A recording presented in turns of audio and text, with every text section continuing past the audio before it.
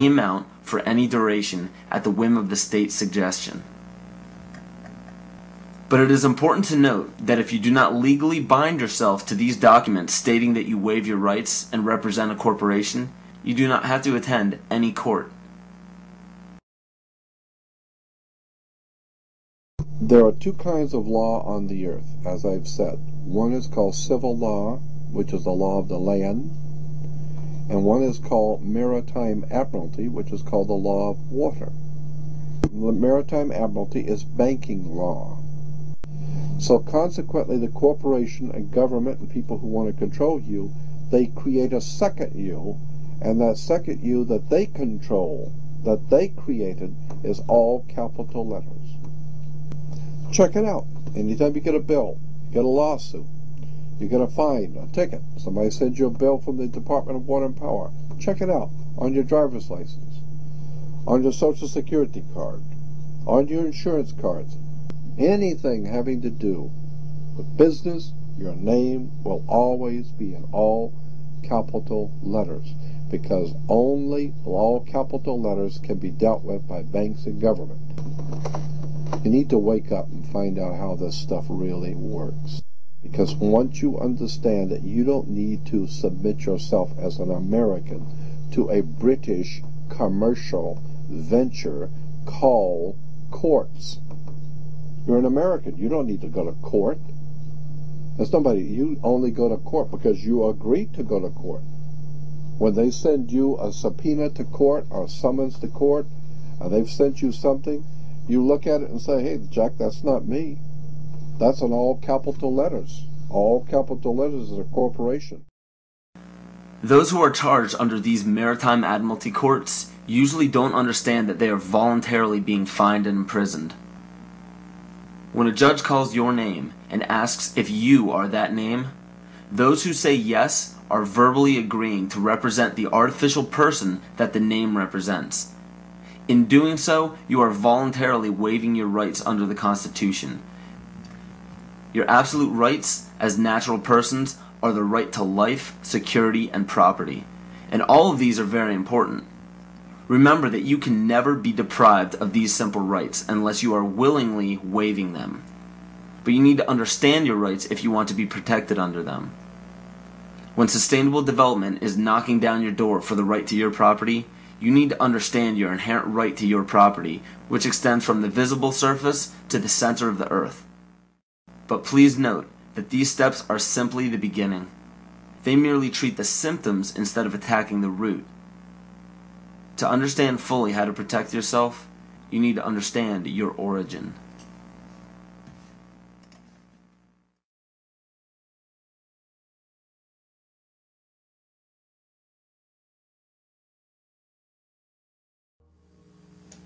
The true history of this planet has been stifled from the top down. Since the inception of monotheism and the ridicule as well as outlaw in specific cultures of all pagan religions and practices, a lie has been forced upon all civilizations.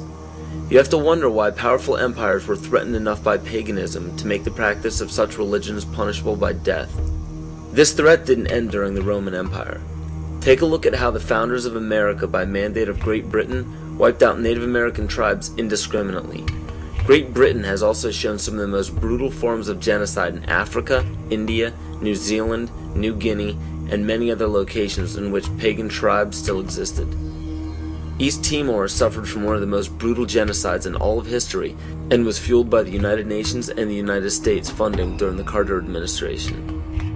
Ford and Kissinger visited Jakarta, I think it was December 5th. We know that they had requested that Indonesia delay the invasion until after they left because it would be too embarrassing.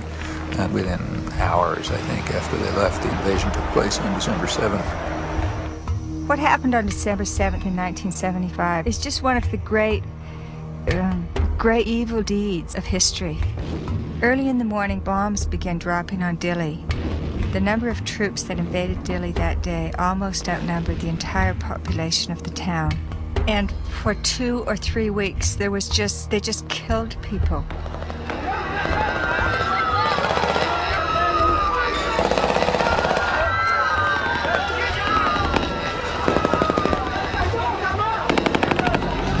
So the Timorese were fleeing into the jungles by the thousands. By late 1977-78, Indonesia set up receiving centers for those Timorese who came out of the jungle waving white flags. Those the Indonesians thought were more educated or who were suspected of belonging to Frelimo or other opposition parties were immediately killed. They took women aside and flew them off to Dili in helicopters for use by the Indonesian soldiers. They killed children and babies. But in those days, their main strategy and their main weapon was starvation. By 1978, it was approaching really genocidal levels. The church and other sources estimated about 200,000 people killed. The U.S. backed it all the way. The U.S. provided 90% of the arms. Right after the invasion, arms shipments were stepped up. When the Indonesians actually began to run out of arms in 1978, the Carter administration moved in and increased arms sales. And other Western countries did the same. Canada, England, Holland, and everybody who could make a buck was in there trying to make sure they could kill more Timorese. The last thing that the ones in power want is a sovereign group or tribe setting a positive example for others. It is important to note that followers of monotheistic religions are not to blame, just as not all members of Freemasonry, intelligence agencies, fraternal orders, or political organizations are part of the esoteric agenda that is being carried out in all upper echelons of society. And it's difficult for people to comprehend, but paganism is no more dangerous than understanding surgical procedures. The knowledge can be very useful when applied properly, yet it can also have very detrimental effects if misused or abused. Understand that most all of these problems are not by mistake, but by design. Most people do not understand how colors, shapes, catchwords and phrases, and biological timings are all used as talismans to affect humanity on an emotional and spiritual level. Colors are used hypnotically in every news channel and corporate advertisement. Fast food chains typically use vibrant reds, yellows, and whites in their restaurants to cause the customers to feel hurried and restless. This helps the customers filter in and out quicker to make for more customers. Fine dining restaurants, on the other hand, use very earthy, natural colors such as soft greens, blues, and browns to calm the senses and to make for a more lengthy and peaceful meal. And the same goes for the music that is played at these establishments. Specific musical notations and progressions can give relaxing or exciting stimuli to the body without our knowledge.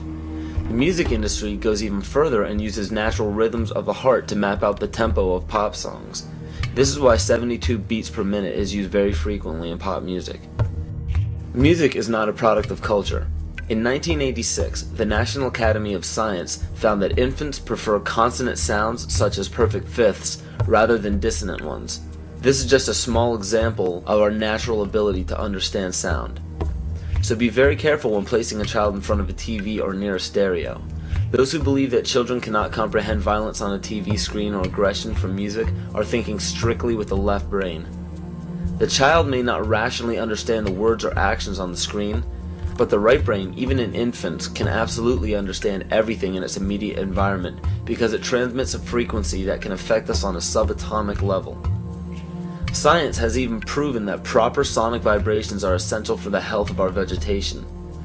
Studies done on many ecosystems have shown that when a specific species becomes extinct or moves from an area, another species will replace its song patterns to fit the overall harmony of the vibrations required for plant life to thrive.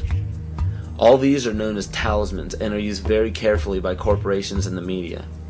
Catchphrases are also used to spark certain emotions in the psyche. When the average person hears the words terror, bombing, gunshots, murder, war, assassination, and so on, the body and the mind respond with heightened alertness and caution. And when events such as assassinations of major leaders, bombings, terrorism, or war happen on large scales throughout the world, the body responds differently at different times, marked biologically and astrologically. The tragic event involving the Branch Davidians at Waco and the Oklahoma City bombings claimed the lives of men, women, and children as they ended in flames on April 19th. This date is a pagan holiday where human sacrifice is made by fire. The tragic events of September 11th, 2001 happened on the Mayan calendar date of 6 Emox, which represents large-scale change. And when the U.S. attacked Afghanistan on October 7th, 2001, this was the Mayan calendar date of 6K, which represents balancing. Please understand that these